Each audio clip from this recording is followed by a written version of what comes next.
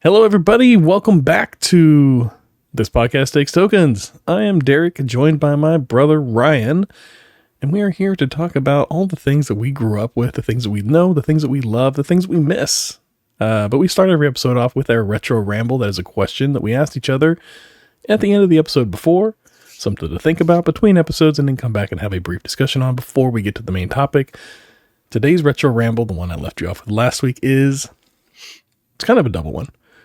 What's one dad trope that needs to go away, and what's one that you never want to let go of?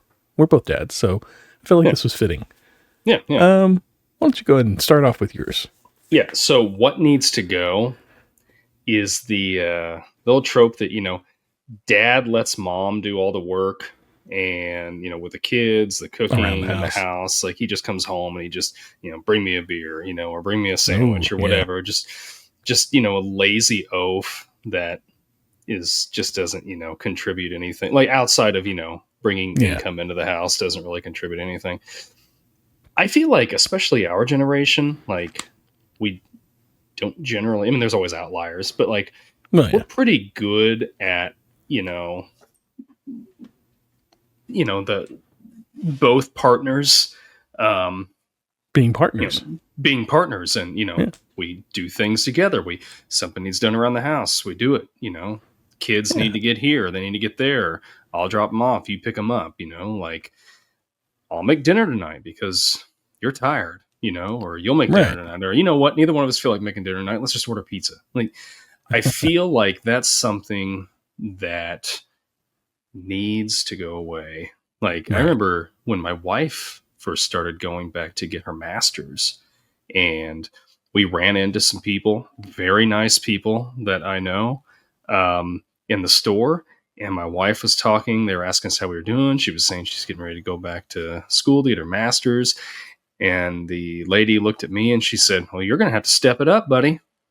Like I wasn't doing anything before. So I'm just like, I didn't say anything, but like I told my wife afterwards, I'm like, that kind of frustrated me a little bit. But anyway, or like the old, like, whenever the kids get left at home with dad, he's babysitting, but whenever they get left home with mom, it's just like it's expected or whatever. Yeah. Mm-hmm. I would agree. I'm with you on that one. That one does need that could go the wayside for sure. Yeah. Well, I think you're right. Like our generation, at the very least, I hope, for the most part, or are all of rather, all men in our generation, our husbands or significant others, whatever you want, what have you, are making an effort to treat the home and the work in the home as equals and do their part. Not just because, most people now, most households now are dual income, meaning both the mothers or both spouses work. Yeah. And it's not fair to have one spouse working and the other spouse, or for both people to be working full time and then coming home and one is expected to do all the household chores while the other one is just allowed to just kind of relax and or unload or whatever at the end of the day. And both people should be able to unload or share that responsibility. Yes, I agree. Yes, that one's it's a good one to go. I think for me, one that needs to go is the old intimidating father trope. Specifically whenever a daughter brings a boyfriend home to meet the parents, and the big example is dad's at the kitchen table cleaning a gun or something. Yeah, I think we can do without that one. Yeah. No, I agree. You still got to feel them out. Like, you don't want, your daughter. You just can't walk more open arms. Right. Or your son, for that matter, coming home with somebody that you're just like, oh, this is not the right person for you. But no, I agree with you. Yeah. It's funny in movies. This is a bit much in real life. Yeah. No, I completely agree. Yeah. Good. All right. What's one that needs to stay? What's one that you enjoy? The fun dad. Right? Fun dad. All right. We love like dad's home. Like, let's have a tickle fight, like with my 9-year-old. Like, she always wants to do tickle fights. Or, you know, like, I don't know, just driving around like we're going somewhere and I'm making up songs with my daughter, or like just coming up with jokes, you know, or just, I don't know, the fun dad, like, dad's always the fun guy, am I making any sense there? You know what I mean? No. Yeah. That makes sense. I get it. Yeah. Yeah. I think it's something like Good time, Charlie. Yeah. Like, I mean, there's a point where, you have to be the dad, you got to step up and you got to be the parent. But like, I think that it's good to build a good relationship with your kids. It's good to have, build that. Like, you want your kids to be like, gosh, I remember just hanging out with my dad and just having a good time with him. Right. He was a good dad. He was present and good positive memories. Yeah. That's a good one. Yeah. I like that. All right. Well, for me, it's I like being the problem solver. Specifically, like somebody's like right now we're setting up for Christmas because Halloween's over and Thanksgiving is just one day. So we set up for Christmas is just November 1 day 1st, to be fair, but oh, Christmas is a state of mind, brother. No. November 1st, it comes out of the closet. We start setting up Christmas, putting away Halloween. Yep. But I go around, I got my job, I got my parts. Electrical, that's my thing. Yeah. Whenever lights need to be plugged in or set up, extension cords need to be ran. That's me. I like doing that kind of stuff. I like being the problem solver. I like figuring out, we've got one outlet out front. How am I going to plug in all this stuff? Mm-hmm. Or, I want a Christmas tree in my room with twinkle lights on it. Where does it get plugged in? And how do we set that up on a timer or like a automation system of some sort so that it comes on with all the other lights? I like doing those types of things. Yeah. And just like other stuff, like things that come up throughout the year. Like, oh, we got this problem with like, my daughter wanted a bed a specific way. She had this whole elaborate idea for what she wanted for her bedroom and the way she wanted it set up. And me and my wife for the most part, bought all the things, and then I got it all set up and working the way it should be. I put together things and solve problems. I like doing that. I like solving problems and I like putting together things. So I guess, I like Dad remained that way for me. Like, I would have something going on around the house. Like, I remember one time in particular, like we were remodeling the bathroom. I pulled the toilet out because I needed to get behind it. Right. And, cause we were like tearing out the wall, and all that stuff. And then I couldn't get the toilet back in because there's that seal, that gasket that you stick in there. What do I do? Dad's a problem solver. I call Dad. And he's like, oh, I need a rubber gasket. I'll be over there here in just a few minutes. Like, he went by the lumber yard. He got a gasket. He came in and he just installed it. And it was great. Your uncle, you're good to go. Yeah. Anytime I had something like that, like, I don't know, I was doing remodeling work. It was usually when I was doing remodeling work or something like that. Or just something around the house. Dad in his wheelhouse. Yeah. So I like that. Yeah, I like that. That is a trope that needs to stay. Yeah. Problem solver. Yeah. I like it. Solutions. I like it. Yeah. A man of solutions. That's man of solutions. That's right. Be sure you let us know down below, or send us an email. Reach out to us in any way that you can. Let us know, what are your favorite and least favorite dad tropes, mom tropes, any tropes. In the family. You could, brother maybe you're not tropes. a dad. Yeah, maybe your brother, maybe your sister, maybe your child. Whatever they are. Yeah. Let us know below. We'd like to discuss it maybe in a future episode. So, with that, I'm going to roll the intro and we'll get into the main topic of today. Let's do it. All right.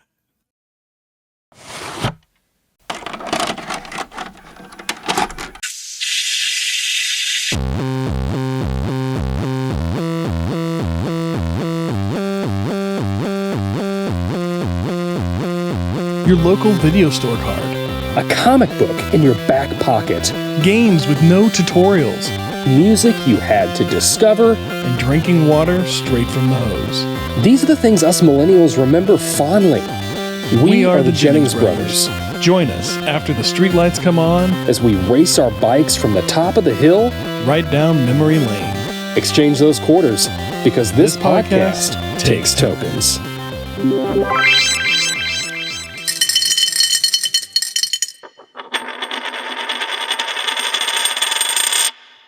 Do you need assurances from your podcast? Do you prefer an emotionally shallow podcast? You see, listeners, when you just yell into a microphone, the level meter will clip and peak and gain right into your ears. A podcast is easy to break, but this podcast takes tokens will work for the affection. We don't sell out the way that other podcasts do. Do you like Meet the Parents? I hope so, because that's what we're going to be talking about today. That's right. Today we are talking about the 2000. What do you say, 2000? The year 2000? Was it the year 2000? The year 2000. Yeah. I always struggle with that. The early part of the 2000s. Like, how do you refer to those years? The 2000s. The 2000s. Yeah. The 2000s. Oh, the early part of the 2000s. I see what you're just saying. The 2000. Like, how do you like? You'd say the 1999 classic. Yeah. Is this like the 2000 classic? Is the 2000 classic. The 2001 classic. The 2002 classic. The 2000 classic. Yeah. The other ones roll off fine. It's the 2001. That's hard. The Millennium classic. I like that. Yeah. All right. The Millennial classic. Yeah. Anyways, we're talking about Meet the Parents. Let me run some numbers for you real quick. Released October 6th, as we said, the year 2000. This movie had a budget of $55 million. Stars our boy, Robert De Niro, and Ben Stiller. Any guesses on the opening weekend take here? Well, can you give me the budget? Budget was $55 million. Okay. Opening weekend? Yes, sir. We need Jeopardy music right here. Yeah. I don't think it made back its money. That's a big budget. Opening weekend, I'm going to say 20 million. 28.6. Wow. Okay. Yeah. Okay. Yeah. I'll give you a little clue on worldwide. It made back its budget within 11 days. 155 million. Ooh, very close. 166 million. Worldwide gross. Man, yes. Man. It's pretty good. Did pretty good. I mean, it spun Yeah. 2 sequels and a 4th one that's on the way. So, Yep. Mm-hmm. yeah. Mm-hmm. Pretty soon we'll have that Focker in-law running around here. But we'll get back to that. Rotten Tomatoes. Rotten Tomatoes, always our favorite. How do you think did on the tomato meter? Mm-hmm. Tomato meter. I think the critics like this. I'm going to say 81%. Very close. Very close. 85%. 85%. Okay. I'm glad I'm not on this end of this one. I would struggle with this one. Popcorn meter. What do you think of popcorn meter wise? I think this is one of those instances where it was kind of the same. I'm gonna say 78% popcorn meter. Ooh, 79. Very close. Oh, very man. close. So close. Almost nailed it. I'm waiting for the day when one of us nails it. This is gonna be so much fun. Yeah. We're going to celebrate. Popping bubblies. I don't know. Yeah. Yes, popcorn meter. Tomato meter, 85 and 79%. I'm gonna give you a couple of credit. The first positive and first negative critic reviews we got up here real quick. First positive, top critic review. It's just that it's the kind of comedy that's as likely to have you gnawing your fist in agony of embarrassment as to make you laugh. That's our positive one. Yeah, that's a positive one. Okay. That's a positive one. I don't know. It kind of feels a little like it could go either way, but like a backhanded comment. Like kind of, yeah. Yeah. And then here's your negative one. Scenes that should have been uproariously funny are weaker than many of the movie's smaller moments. Whose everyday humor isn't specific to the whose everyday humor isn't specific to the plot of the character. Oh, whose is in what they just said. Okay. This is where punctuation is important. Yeah, that's right. Yep, that's the critics' audience reviews. Positive one says really hilarious movie, great comedy. That's simple. I like the audience reviews. They're very simple. They're very straightforward to the point. You're not trying to prove anything when you're writing your review. I liked it. That's all you need. I liked it. It's good. 5 stars. Right. Not a problem. This person says the ending was great. It as was the beginning, and it only really suffered from a middling second act. There was a point in the movie where I wasn't even really rooting for Greg anymore and just saw Kevin as the better option of a guy. But the movie actually convinced me to realize that Greg was what Greg was experiencing and why he did what he did. I thought Stiller's performance was also a standout. And then it goes on, but I'll leave it there. Yeah. That's I guess that was like a middling one. The audience reviews, it doesn't say whether or not they're positive or negative. Oh, I guess it's got star ratings. I could look at the star ratings. Yeah, That probably would have helped a little bit there. Yeah. But that's fine. We're going to get off reviews now. Rotten Tomatoes. It's always a fun one. Always a good one for this type of thing. So, Meet the Parents. A Fool in Love opens our movie. When was the first time you saw this movie? Do you remember? Came out in 2000? Yeah. I would have been... Grade, what was the date grade? that it came out? What did I say? October 2000. October 6th. Okay, I would have been going... Yeah, I would have been 8th grade then. Yeah, because I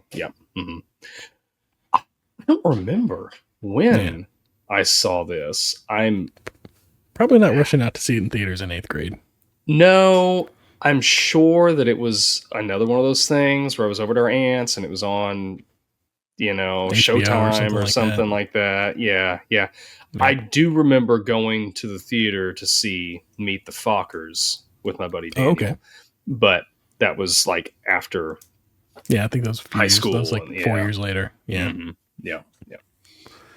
Yeah, Fockers I think was 2004 and Little Fockers was like 2008 or 2009, something like that. Yeah. But yeah, Focker, man, what a rough name. But oh no. I just thought about it. Pamela Martha Focker. Which that was at the end of the movie, wasn't it? It was about the middle of the movie when they found out of. No, it's because Pamela had told her mother that she thinks that Greg was the one. Oh, so that's they were right. discussing it in bed. Yeah. I think I was taking a note whenever that popped up because I was watching the movie the other night and it goes to the end and they're eavesdropping on the proposal. And then she's getting back into bed and they're talking about it. And I was like, oh yeah, this is where she drops the Martha Focker line. And she does it. And I was like, is this like am I remembering it wrong? Maybe I'm only remembering the special Mandela effect or something. Right. So yeah, it happened earlier in the movie. Okay. I was probably writing down a note or something like that whenever that popped up. Yeah. Cause like I had this on DVD and I think I had cause back then, around the 2000, the DVDs in general, they liked, especially with comedies, to put out the unrated versions or the extra versions, and they jam in like 5 to 15 minutes of extra footage and whatnot, and just a few extra jokes. They kind of punch things up here and there, whatever. I seem to remember I had a version of this that was like that, where it was like a little bit extra, and I didn't know if maybe I was remembering it from that or not, but your recollection there fixed that for me. So yeah. Anyways, I think so this was 2000. I had already graduated high school. I remember I'm 100% sure I went and saw this in theaters when it came out with some friends. I actually, a couple weeks back, I was going through things in my office and I came across, I have 2 little boxes of all my movie ticket stubs from like high school and after high school. Wow. And I'm sure it's in there. If I wanted to go through it, I could dig it out and find it and know exactly when and where I saw it at. But yeah, I'm 100% positive. I know I had the DVD because I enjoyed this movie and I watched it a lot. I thought it was just one of the funniest things. Yeah. So, I don't know. Thoughts after coming back and reviewing it? Yeah. So I liked it. This time around, I didn't like the way that they were treating Greg. Like when I first watched it, I thought like everything was really funny, but like this time around, I'm watching it and I'm like, yeah, this is like, it's funny. It's a comedy. Instantly hostile. Yeah. They're instantly hostile. I'm like, what did he do? Like, right. What's wrong with being a male nurse? Like, yeah. Like I don't like a lot of that stuff I don't get. And then like, I mean, like they're just the whole movie until really the final act. Like, they're just not giving him a break. No, and I'm not like, at all. come on. Like, it really like give this guy a break. ratchets up that anxiety throughout the whole movie. Like, you Yeah. feel for Greg, like you feel his Yeah. anxiety throughout this movie. Yeah. Yeah. And then it just kind of like all comes to a head. Mhm. I feel like for the male nurse thing, they should have had a scene like later on, like towards the end, where somebody got hurt. Not like dangerously hurt, but like, you know, like fell and like injured themselves or something like that. And then he rushes in and like kind of saves the day a little bit. And then he's like, kind of gives him that wink and he's like, bet you're glad I'm a male nurse now or something like that. Yeah. Although half the family was doctors, so I don't know. That's true. Yeah, that's that's very true. The other thing that I wish we could have got some resolution on Pam's. What happened to the other Jinxie cat? That Pam's brother, like, is a complete tool. Oh yeah, you know. And I know it Nothing. alludes to it. Like, it alludes to, you know, when De Niro's watching that video at the end, like, everything's already happened. He knows they're engaged, like, they're going to be getting married. And he watches this and he knows, like, this video was recorded before he found the pipe. Yeah. You know, so like, which he never really confronted Greg on straight up. He just kind of hinted at it. Yeah. A lot of beating around the bush, just leading to like a lot of assumptions and no like real, like for a CIA guy, not a lot of straight talk, not a lot of direct talk. It was a lot of assumptions on his part. But yeah, you're right. Like, he never got his like comeuppance, if you will. I would have liked to have seen that. Yeah. You know, grounding, something. I mean, what? Yeah. How old is he supposed to be? Is he still in high school or is he college? He's got to be old. He's got to be in college. Got to be in college, right? Yeah. I don't know. It's 2000. They're still trying to get like 30-year-olds to look like they're in high school. So yeah, that's true. Could be. Yeah, but overall, I liked it. I enjoyed the revisit to it. I thought there's a lot of funny scenes in there. Yeah. De Niro and Ben Stiller are just great with each other. Yeah. It's he really fun lays movie. into that whole Focker thing. Like, it's just like throughout, like constantly he's hitting on it. He's leaning on it really hard. It's really funny. Yeah. It just never gets old to me. You know, for like to use that, the studio was like, yeah, you can't name the guy Focker. We can't put that in the movie without having to give you like an R rating and all this other stuff. And so in order to avoid getting an R rating, the director had to go out and find an instance where somebody legitimately has the last name Focker. So there are people out there who that is their last name. Yes, 100%. Okay. So they had to prove that it was real to use it in the movie, which is just crazy. So there's some poor sob out there who's Focker. I would embrace that now after this series of movies. But it's great. Like that is... Oh, can you imagine if our last name was Focker? We could have named this podcast Focker Off. No, right. Or Fockering Around.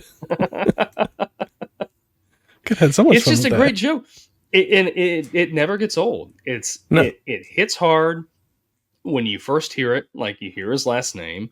Yeah. And they Focker. just keep throwing it out there. And it never, to me, I'm sure there's somebody out there that doesn't like it, but to me, it never lost its humor because it's in there enough. It's spread out enough where when you hear it, you get a giggle out of it. You're like, oh yeah, that's right. That's his last name. Yeah. It's not like just, every single scene, they're just saying it. It's just the right amount of, and it's usually whenever they're getting frustrated with him or the situation and they're just using it to kind of like needle at him a little more. Yeah. Yeah. To relieve themselves of that. Yeah. Yeah.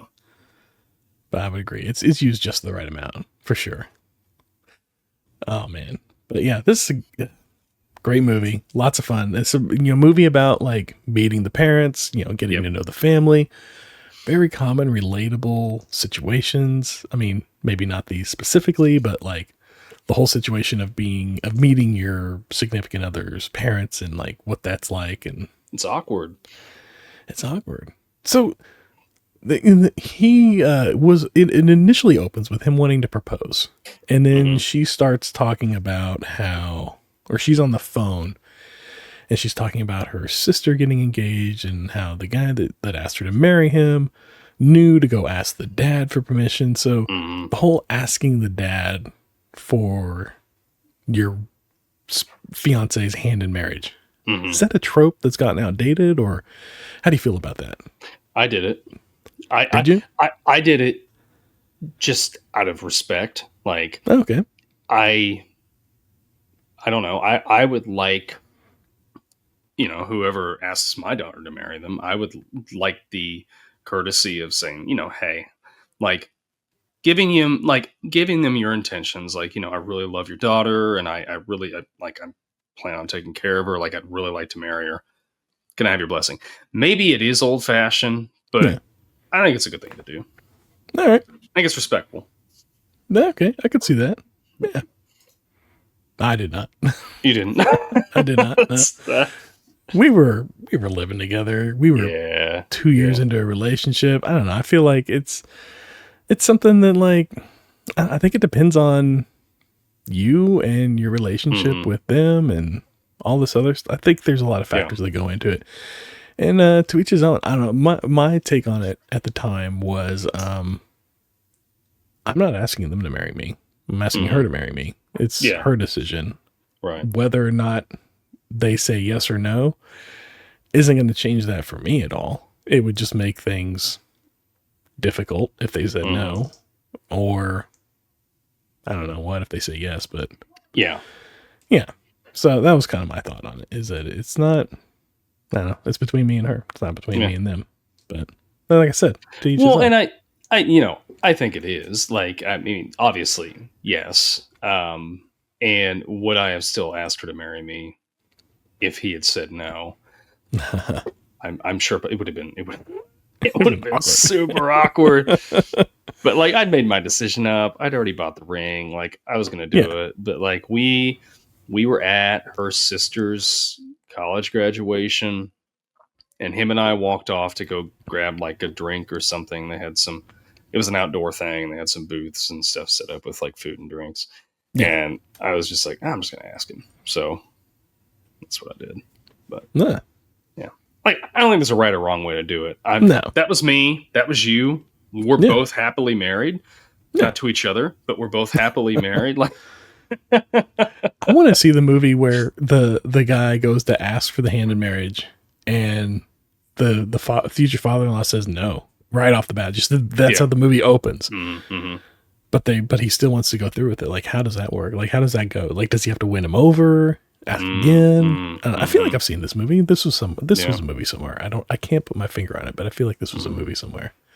Yeah, maybe I think there's continue that conversation. I think there's some women out there who want their dad's blessing on it, right? Like so yeah.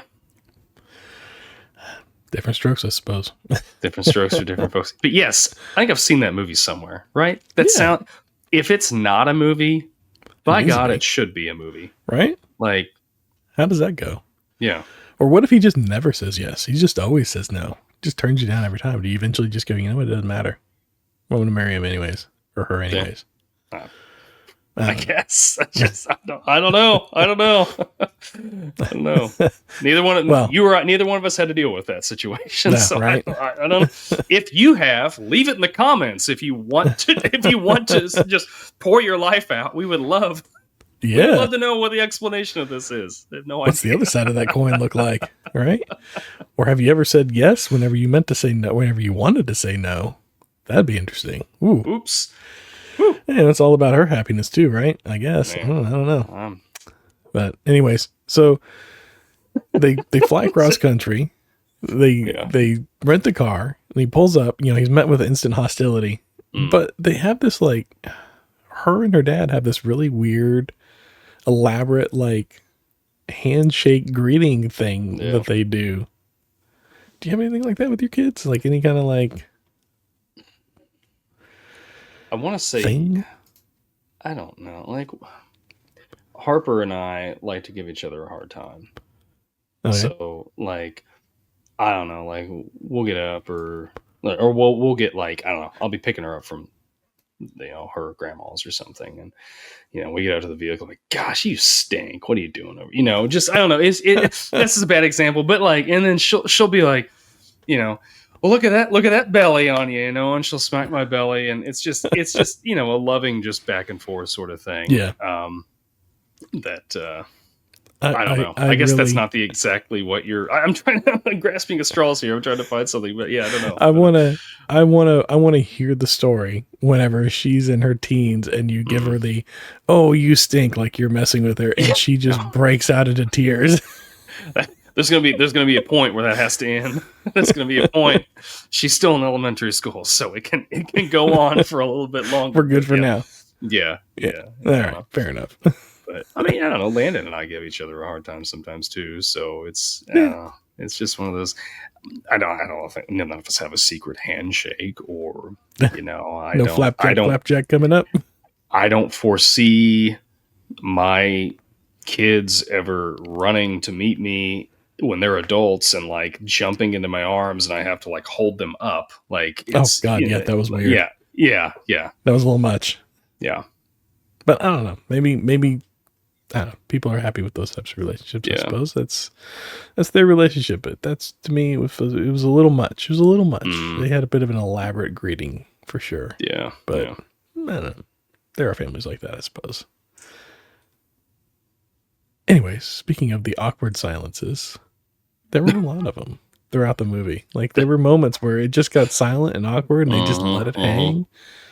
And you felt it. It was like, that's the best thing to do, though, in that situation. Yeah. Like, I mean, for a comedy, you just because that there was points in this movie where it was like you were really uncomfortable. You felt it. Yeah.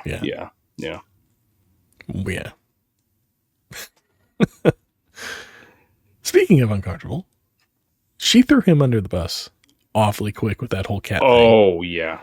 Oh, like, yeah, she did. Greg doesn't like cats. Yeah. What was up with that? Her dad loves the cats. Does she, I don't know if she was just like thinking, like just, or I don't know, just came off the top of her head and wasn't thinking about what she was saying. I feel like she regressed a little bit when she came home. Like, she got home and she was in her childhood home. I'm assuming her childhood home. Mm-hmm. And she regressed a little bit, I think. Yeah. And she just kind of like went back to being like daddy's girl or whatever. And they got that special relationship, as their mom says. And I think she was just kind of in daddy pleasing mode. Yeah. That's what that was. Yeah. That's my guess. I don't know. What was with Jack carrying around this poem that he'd written for his mother? Like, he just carries it around. He carries the thing around. He's been working on strange. it. Yeah. How long ago did she pass away? I don't know. Yeah. And like her weird. Ashes are in the urn above like the dining room table as they're eating and everything. Yeah. Which, whenever that got knocked over, the cat wasted absolutely no time going over and making that a litter box. No. It did not wait at all. I think the cat and grandma did not have a good relationship. I don't think Jinxie and grandma had a good relationship, and Jinxie's been waiting for that moment and just ran on, just pounced on the moment. That's my theory. I gotta say though, I'm gonna bounce around here because that's fine. Yeah, that's what we do, right? So I gotta say, for a former CIA guy, he is lacking in a lot of basic knowledge. Like, there were things that like the whole plant thing. He's a CIA guy, and he's playing the part of, like, his cover is that he was in like plants or something like that, and he can't answer any questions. He's a florist. Yeah, you're gonna have to like really. You have to be, from what I have read in books from like ex FBI, CIA, undercover people. Like, you do a lot of research, you become that person. Like, that is who you are. And I don't think anything. He's not a great CIA agent. I'm going to say it. He's not a great CIA agent. I don't think he is. No, apparently he was the best, but not at his cover, I guess. Why did they force him to retire? 18 weeks in a Cambodian Vietnamese camp or whatever. If he was a good spy, he wouldn't have. No, well. Yeah, maybe. I don't know. Maybe that was his spy job, was to go into the camp and get intel. To go and pretend to be a prisoner? Deep undercover, yeah. Well, to get caught as a prisoner, knowing that he's going to be freed at some point. Yeah. I don't know. Anyways. Can you imagine growing up in that house with CIA dad? Like, knowing that he's in CIA, you can't get away with anything. You're not going to be able to hide anything. Do you think she got into some trouble in high school? Like, partying and stuff? Or was she able to get away with nothing? His son is upstairs getting away with stuff. His son is upstairs smoking dope. Right. And is able to get away with it just by spritzing himself with like Axe body spray or something. Hey, that stuff is really strong. It could cover up any smell. I'm telling you, if he can do that, anybody's getting away with anything. Like he finds the pipe in that jacket and automatically is like, oh, it's Greg's. Yeah. When he knows darn good and well it's not even Greg's jacket. Right. He knows it's his son's jacket. Like he knows that, like he just put that jacket on like 5 minutes ago. What do you think? As he's running out of the house, like 16 seconds to spare on the alarm going off, he's going to go, oh, let me go grab my pipe real quick. Right. Yeah, I think there was a bit of a prejudice happening there for sure. Yeah, I think so. I think so. It was everybody though, right? Like even like his. Well, I think that I can't remember her name. That their mother. I think she was trying to see the best that she could in Greg. She was the one that I don't think did as much. I don't even really remember her really throwing a joke his way. I think it was mainly De Niro and his Pam's future brother-in-law and his dad that was really throwing all the punches out. I mean, because I don't even remember Owen Wilson really doing anything. Like he was pretty gentle, pretty sweet with him. Yeah. But like there was that whole moment whenever she threw him under the bus for the whole cat thing. And he's like, oh, no, I'm kind of more of a dog person. Yeah. And you can see her standing next to Jack and she mouths at him, oh, me too. Like, I'm a dog person too. Yeah. But, with Jack. So that makes me want, because she's very quiet throughout the whole movie. She doesn't really like say much. She doesn't stand up to him much. She seems a little passive, but I mean, I don't know. Maybe that's just the relationship, but she doesn't seem to. She seems very confrontational. Like she doesn't confront anybody with anything really. Yeah. But she's definitely like trying to make everybody feel comfortable and at home. But she's not like stirring things up or getting, being a bother to anybody or standing up for anything in any real way. She's just kind of there. It's a very passable character. Not much to her. I'm just kind of ashamed. I felt like she got more from her. Yeah, I do feel that way. And I don't remember if in the sequels, if we do or not. That'd be fun to go back and watch those. But I mean, I felt like towards the end, she kind of, after Greg had already left, and then she went and got that, whoever she knew, to send her his test scores for whatever the test he was taking. Yeah, the MCATs, from his parents. Yeah, that's it. Yeah, the MCATs. Yeah. Have Dennis Hopper and Barbara Streisand, send her the that we'll find out later. And then she goes and confronts Jack and she's like, look, he wasn't lying about this, or whatever. Right. I think that's her, just kind of finally, I guess, standing up for him a little bit. Well, that was Pam, not Dina, the wife. Oh, that's your time. I'm so sorry. I thought you were talking about Pam this whole time. Yeah. No, Dina. Yes, Dina. Jack's wife. Yeah. Yes, she was very one-dimensional. I will agree with you on that. Yep, she absolutely was. Apparently, you thought Pam was too. Yeah. Well, I did think Pam was a little bit. Yeah. Until towards the end. Yeah. Yeah. She definitely like on the Pam side of it too. Yeah, she was kind of. She wasn't making things easy for Craig. No. And then like the whole like thing with the ex-boyfriend still being around and being part of the family's life and everything. I don't know about that. That seems a little crossing some line or something. I don't like. So because they weren't never married. No, they don't have kids or anything. No, but I can still, I can see that. Like, of course, that this movie's like 25 years ago. This day and age, I could see that a little more. But I think at the very least, she should have told Greg, like, hey, this guy that I used to be engaged to this guy, like before they even got there, like, we're probably going to be going over to his house because he's pretty good friends with my dad. There's nothing there anymore. Like, explain the situation to him. Give the guy a heads up, because if I was in that situation and I didn't have a heads up on that, I'd be like, what is going on here? This is really weird. Especially when they get there and he's like still got photos pictures of him and her, and I think she should have said something about that. At the very least, she should have been like, "Why you still got pictures of us up? Like, the only pictures you have are of us. This seems a little like you need to move on, bro. Like, it's over." But how long do you think they were together? Because they have the whole like Iceman Maverick nickname thing from Top Gun, which was like mid '80s, and this is like in the year 2000. Yeah, I guess it was. I don't think, in the pictures that they show, they didn't look like they broke up that long ago. No, I think they were dating until she briefly, or I don't think they were broken up for very long before she met Greg. I think Greg came right after Kevin. Yeah, I think so. So I'm thinking they dated for probably since high school until well into adulthood would be my guess. But I don't know. That's just my guess. Yeah, I don't know. I hadn't really thought about that, but they've clearly been together for quite a while. They have a lot of there's a lot of history there, even when they like it's implied, and it's I don't know.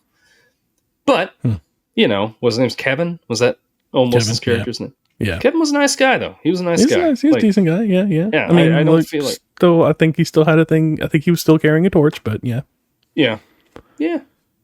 Although I think in one of the sequels, isn't he moved on? Like he's with somebody else in one of the sequels or something? I think so. I can't remember, but I think so. Yeah. But I really love the swim trunks that he gives. I know, right? He gives Greg. Like he's clearly got other swim trunks. That's him. That's his passive aggressive. That's move true. To get at That's Greg true. A little bit. Yeah. So he kind of snuck one in there in his own little way. That's Speedo. It's just. And then again, everybody's laughing at him. Like he has a choice. He's like, I don't want to be swimming. And I think it's funny. It's funny that everybody was laughing at him when out of everybody there, I mean, he probably looked the best in the Speedo. He had about the best body. Yeah. And they're all giving him hell about it. It's like lifting some weights or something there. Yeah. He's in pretty good shape. I think he can pull it off. Mm-hmm. I mean, leave it on, but he can pull it off. Right. Yeah. Speaking of borrowing clothes, the whole thing opens up with him. They lost his suitcase, his luggage, because he couldn't get through airport security, which is 2000. This is pre 9/11 airport security. Yeah. And he can't get through with this bag, which, I mean, that was a little bit, I don't know. I guess like each airport's different, so I'll let that one slide. But, so yeah, he can't get through his bag. They go to check it, which, I mean, the way that was handled, I was like, yeah, that's not going to make it back to him. And, so he gets there, he's got no clothes, and he's got to borrow clothes from the dad and the brother the whole time he's there. And he's borrowing underwear too. Which, no.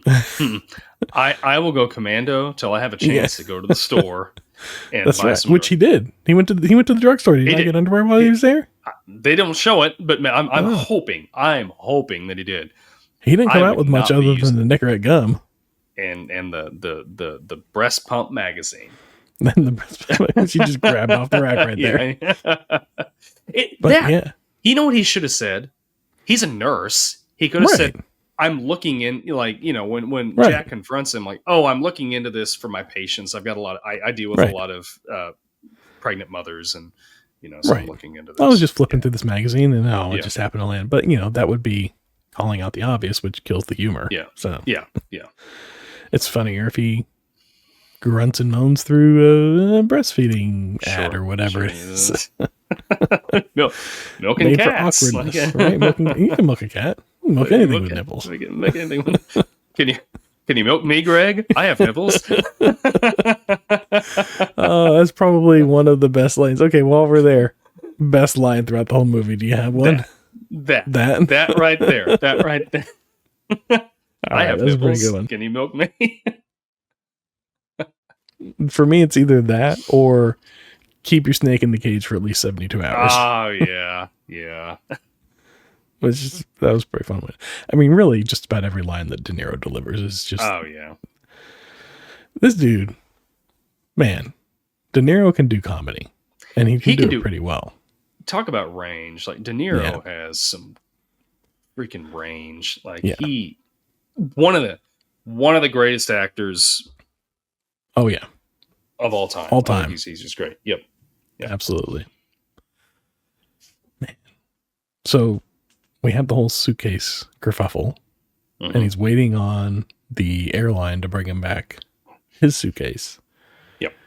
And what's the first suitcase they bring him? Not his suitcase. It's that suitcase. What are the odds that he gets that suitcase that he gets? And he tells Jack, hey, by the way, there's something in here I really want your daughter to wear. Want your daughter to. But I want your blessing? And then Jack opens it up and he's like, sure, okay, what?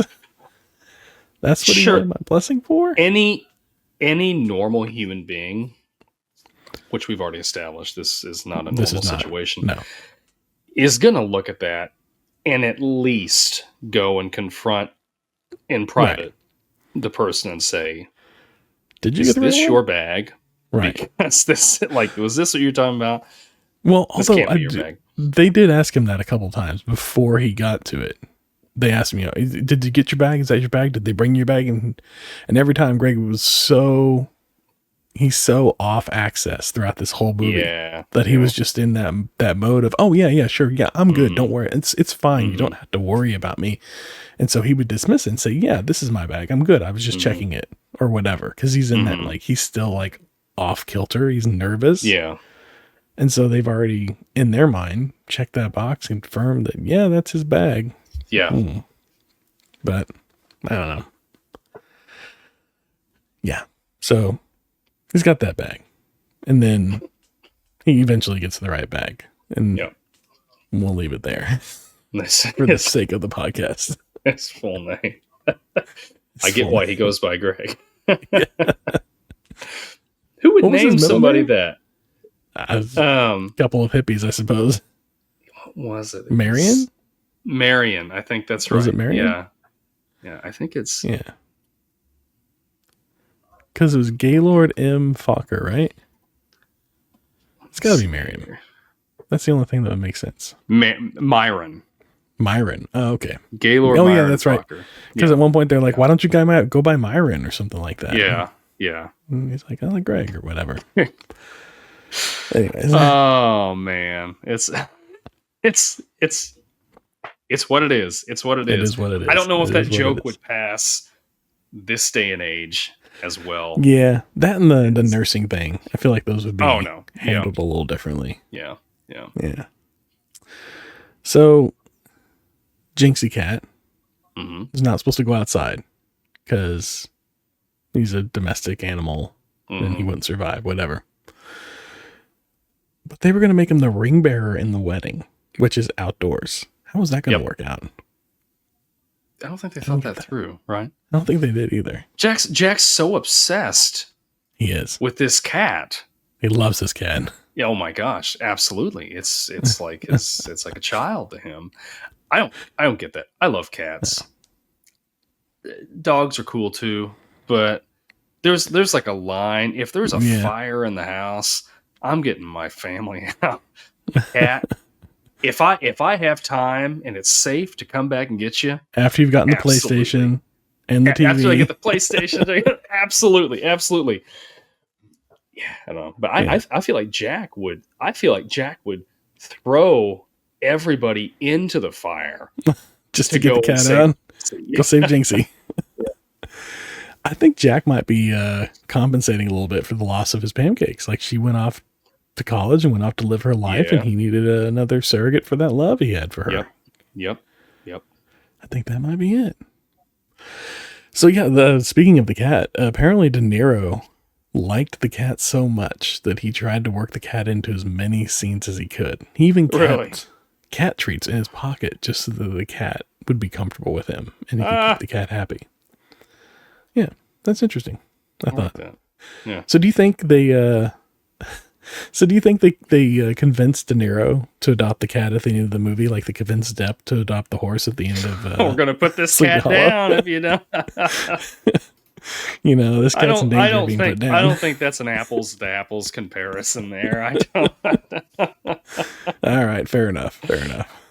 Unless the cat's like diabetic or something, like I don't see anybody saying, "Oh, we gotta put this thing down." So. We might have to put this cat down. That's a beautiful cat in Himalayan, you know. Gorgeous, yeah. Those cats are beautiful.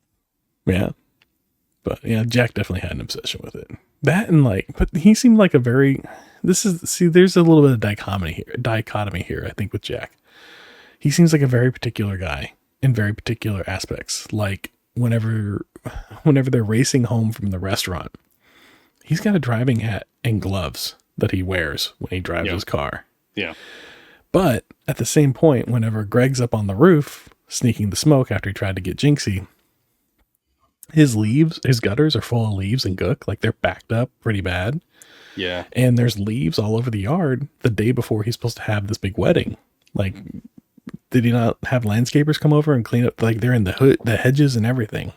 They've got the money, right? They've got the money to have somebody come and take care of the gutters. He's such a particular guy. I got to imagine he would have had that done already. But I don't know. That's just kind of that's something I observed. I thought was kind of odd. Out of character, as you say. Yeah. But anyways, that race, that was probably one of the most law-abiding races I've ever seen.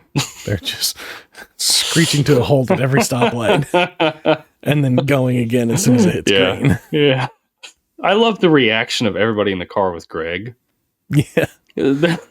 Like, whoa, okay, when it first starts, let's, okay, you like to drive fast. Let's slow down a little bit here. Like, this is you know, okay, we're going to buckle up. We're going to buckle up. By the end of it, they're like, what, you were a maniac. What are you doing? You're a maniac, Focker. Yeah. You know, if we could have gotten anybody getting punched in the face, it would have been Bob. Uncle Bob. Or no, was it Uncle Bob? No, what was the guy's name? Who are you talking about? The dad of Larry. Yes. Yeah. But sister's. I feel like that with him in just about every movie I see him in. Like he plays a really good heel, doesn't he? Yeah. He's just a really good heel in everything I've seen him in. And that's okay. Yes. Movies need heels. People that can do a good job at it and make you hate the character. And that is a testament to how well they play that. It's really not that you hate him. It's that he's that kind of a prick, for lack of a better term. Yeah. Like you don't really hate him or wish him ill will. You're just kind of like he's annoying and you just want him to go away. Yeah. And he creates problems where there were not problems. And that's the guy. That's him. Yeah. Yeah. And it's like I don't hate you, but I kind of hate you. Can you just just shut up? Right? Just go away. Yeah. Like, I don't wish any ill on you. Right. Except for maybe somebody punching you in the face. I don't. It's like I was watching Big Bang the other day, and there was an episode, and Rajesh is really annoying. What's his name? Simon's character. The skinny guy with all the belt buckles. Oh, gosh, it's Howard. Howard, yes. So he's really annoying Howard, and every like 3 times throughout the episode, Howard looks at him and he's like, "When do you go back to India?" Or "When are you getting deported?" or something like that. And it feels like that with this guy. It's like I don't hate you, but when are you going away? Yeah, 100%. Yeah. So I got a couple of close call castings for you. Yeah. Apparently Christopher Walken was the second choice for Byrnes here, for Jack Byrnes here, which fantastic. Would have been great. Would have been great. Yeah. Right up there. It would have been just as good. Yeah. Absolutely. And Jim Carrey was originally slated to star in this movie instead of Ben Stiller. Even in some of the work on the script. So, man, I don't know. What a different movie. Jim Carrey would have been different energy. It would have been different energy. Yeah, I don't think it would have been bad. It just would have. Been a different movie. It would have been a different. This would have been like, I think, right after Liar Liar. So it would have been that Jim Carrey, which would have worked. Like this is that right Jim Carrey for it, for sure. But yeah, like it's a different movie. So it's interesting. The movie is actually a remake of a independent film from 1991 of the same name, put out by National Lampoon. Yeah, straight to video. Huh. Interesting. Remake. And it never got a publisher, so it never made it beyond like independent straight to video or something like that. So you can't, I don't think you can find it anywhere to watch it, but yeah, it was a thing. And then they optioned out the story to Universal or whoever has it. I think it's Universal, and they adapted it, like it got rewritten, and now we're here. Yeah. So yeah, interesting. Yeah. The whole Ben Stiller's character being a male nurse, that was Ben Stiller. He brought that to the, or no, that was sorry, Jim Carrey. Jim Carrey threw that out there. And was it Jim Carrey? Oh man, see, I didn't write this one down. I'm remembering this one. You're remembering from earlier. One of the actors, one of the two of them, suggested it for the character. I can't remember who now. I'm not going to claim that I do. I could have just said one and just stuck with it, but I'm going to be honest. It was one of the two. I can't remember which one. Yeah. Anyways, last little factoid for you here. Ben Stiller flew home during the shoots, during the middle of shooting this movie, to surprise propose to his now wife, Christy Taylor, during filming. Yeah. So that's kind of sweet. Movie I'm about wondering, proposals, and he goes home and proposes. Yeah. I'm wondering, like, I'm thinking back to like his Speedo body.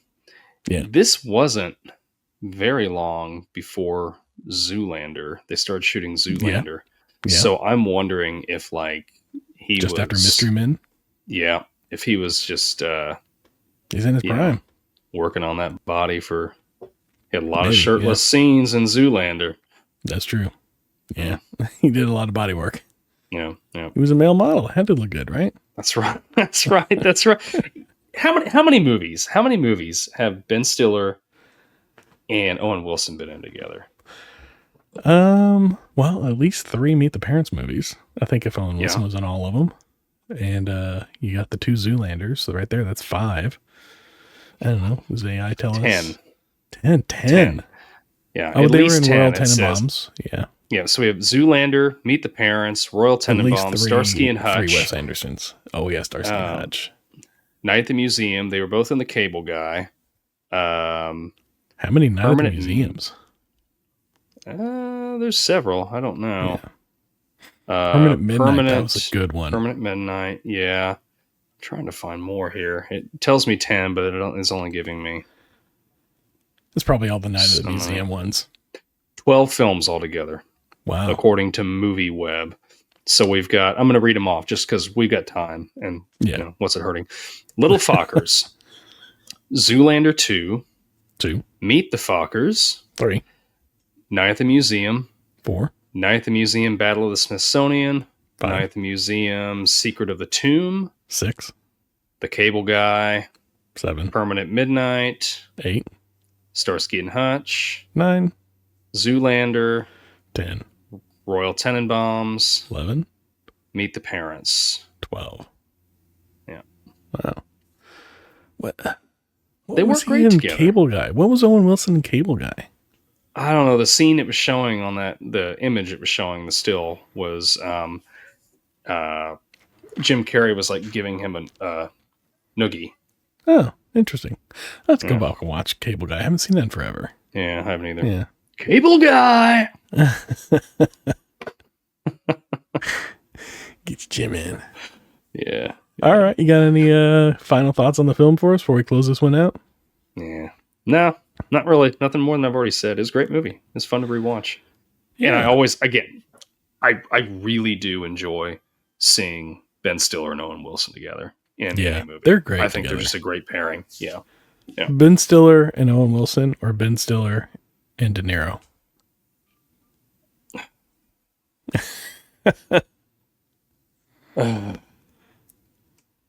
I gotta say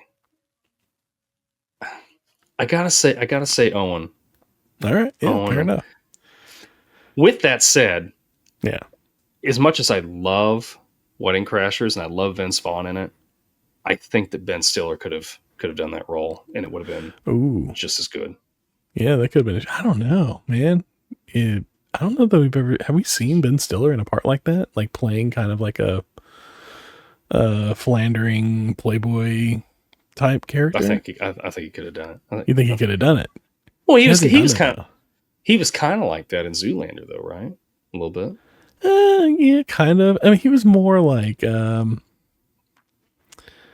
polyamorous, I guess is the phrase. No, what's the phrase I'm looking for? He was just free. He wasn't like tied down to anyone. He wasn't about labels or relationships or anything like that. I think it's a little different. I'm not saying that I think the movie would be better with Ben Stiller. I think it would be just as good. It would be a little bit of a different movie, but it could have worked. I mean, Vince Vaughn is spectacular. I love watching Vince Vaughn and stuff. Yeah. But I think it could have worked. No, I'm not saying it couldn't have worked. I'm not don't get me wrong. I'm just wondering, like, what's the analog, or what's the what have we seen Ben Stiller in that's like that, in that kind of role? We haven't. So that would have been something different for him. That's true. Yeah. But what could Jerry have been, Stiller right? in that role. Jerry Stiller. Jerry Stiller and Robert De Niro. No, well, now that's a movie I wish that they would have made. I would have watched that. That should have been. Dennis Hopper was great in Meet the Fockers, but to actually put Jerry Stiller in that role would have been hilarious. Would have been great. Yeah, that could have been fun. Have his actual parents play his parents, but just like hidden versions of themselves. Yeah.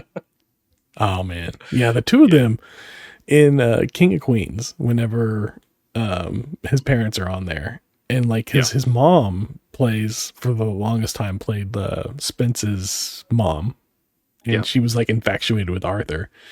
And there's all these scenes where like the two of them together, and it's so funny. The two of them together, it's a lot of fun. But anyways, I digress. So with that, Meet the Parents. I had a lot of fun with it. I enjoyed rewatching it. Hope you did too. Yeah. If you rewatched it with us, let us know in the comments. Let us know what you thought about it. Any thoughts that we could share? We'd love to.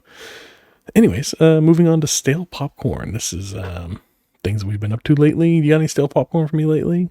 Anything retro related? I not really retro related, but you know, we both like playing games, and so I watched PlayStation's State of Play Japan. Oh, I gotta say, I'm a little disappointed. I don't know if you saw it or not. It's just a lot of like remakes, and then the other games just look kind of boring. And it made me think back to like the early 2000s, just games coming out left and right, and how good everything was. Everything was like original and unique. And I know I sound like an old man. You're going to find 1,000 other guys like me on YouTube that are saying the same thing. But my point for the stale popcorn that I guess rolls this whole thing up. Games just typically, I'm not making a broad blanket statement over every game. There's new games that come out that I like. Generally, though, they're just not as fun as they used to be.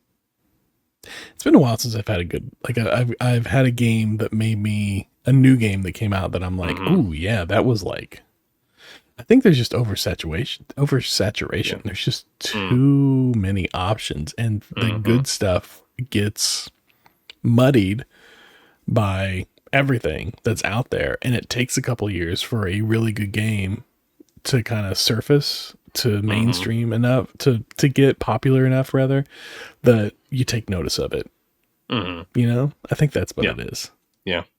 Because like, you know, the games I play now are games that have been out for at least 5 years, but I'm finally hearing about them, or I'm finally getting around to them, or the conversations around them have been going for so long that I'm finally like, all right, let me go check out this game. And then I finally check it out. Like, Last of Us. I finally got that one and I was like, oh yeah, that was worth it. That was worth all the hype for sure. I enjoyed it. Or, I don't know, there's been others, but yeah, I agree. Yeah. I just think there's too much. It's That funny. could be. No, go on. Yeah, I agree with you on that front. I mean, it looks like anytime I get on the PlayStation Store, it's like there's just these just constantly inundated with just new games, and I'm like, whoa, wait a minute! Like trying to find anything on there that like looks interesting to me is so hard because you have to just wade through this pool of just shovelware and just junk that's on there to find anything that is worth my time. Like my time is LGN still making games? LGN, yeah, they used to make games back in then. They used to make a whole bunch of like games on Nintendo and Super Nintendo. They were like the really bad games based off of movies and stuff like that. Yeah. Like they made the Back to the Future games and stuff like that. Yeah, I forgot about that. I don't see them around anymore. Nah, they got it by somebody else. They haven't rightfully put out anything in a while. But yeah, I always think of LGN when I think of bad games. Yeah. That rainbow logo. Yeah, the rainbow logo. Yeah. Yeah, they did do a lot of those licensed games, didn't they? Rambo. Yeah. Nightmare on Elm Street. Yeah. Yeah, all that stuff. Yeah. All that. It's just junk. Garbage. Although I enjoyed the I don't know if LGN made it, but Top Gun. The Top Gun game. Oh yeah. I could never land the stupid plane, but could never get past the first stage, but I really loved it. I really loved it. Every once in a while I could land it. I did land it a couple times, but man, that was hard. That was hard. I don't know how they I still don't know how to do it. I'll have to try it again sometime. Pull out my copy and try it. So mine's funny because I'm similarly on the game kick as you are, except I've been playing Civ 6 a lot lately. Like I've got it on my Switch and I've got it on my tablet. Civ is fun. And I just kind of like, I've had it for a few years. And then I just picked it up randomly about 2 weeks ago. Just sitting there at night, we're watching TV and I'm on my tablet and I'm like, I want a game on my tablet. Like I just want to play a game, like a game that I don't really have to invest too much attention to, like something turn-based or something like that. And then I remembered, I got Civ 6. So I just pulled that up and I was like, I had a game going already and I was near the end. So I finished out that civilization and then I just started a new one. And I've been playing as the Romans this time. Oh, yeah. So yeah, that's been fun. I've been enjoying that. They got Civ 7 that came out this last year. Yeah. Considering maybe that might be my next game. I don't know. I'm trying to do some research and see what the difference is between the two. Like what did they change? How much did they improve it and everything like that? And so far I'm interested. So I might go check that out. The Civ games have always been fun. My friend Dave turned me onto those a long time ago. And I remember when so I have Civ 5 and Civ 6. When Civ 5 came out, one of the civilizations you could play as was the Iroquois.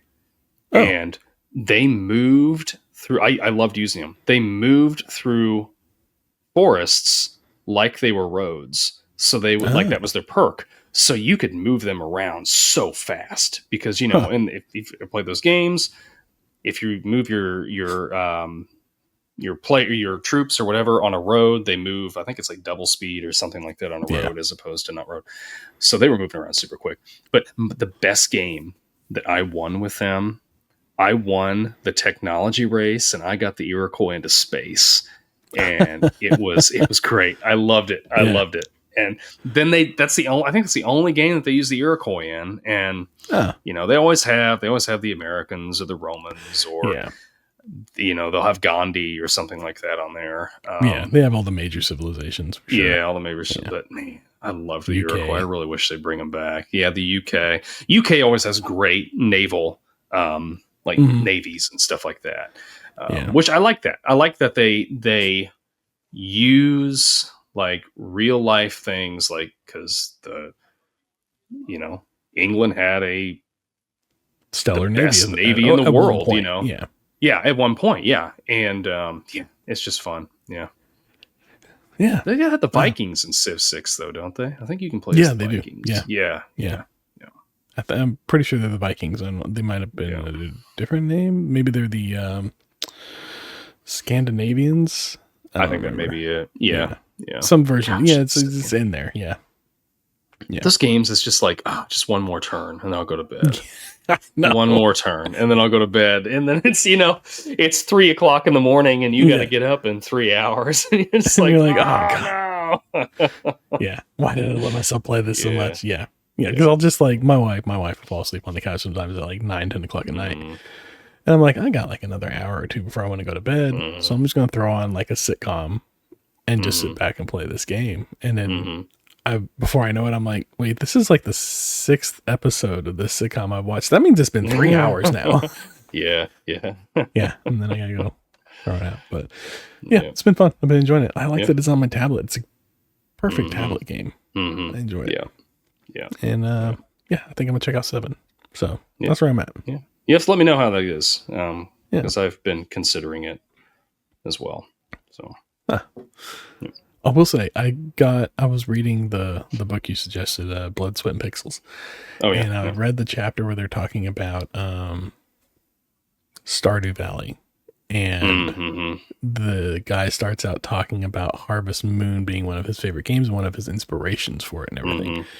And I was like, oh yeah, that's on the Switch on the Nintendo Classic Store. Maybe I'll check that out. So then like a couple weeks ago, before I started playing 6, which is what led me to playing 6, I was like, oh, let me go check it out. So I'm sitting here because I got my Switch at my desk now. And I pull up my Switch and I got like a half hour before I got to go get the kids. And I fire it up and I go into the game and I find Harvest Moon and it starts up. And then it starts with a bunch of dialogue and everything like that. And I'm like, I'm not in the mood for this. And I just turned it off and put it down. And I was like, I'm going to come back to it later. And I just never did. It's not that I don't want to. It's just like, I don't know. I was really excited about it. And then I got to it and I was like, not right now. You got to be, like some of those text heavy games, you've really got to be in the mood for. Like I've been playing through, Breath of Fire, the original one for Super Nintendo, like off and on. And it is, those old role-playing games, they didn't have voiceovers, it was just like, so you're reading text and text and text.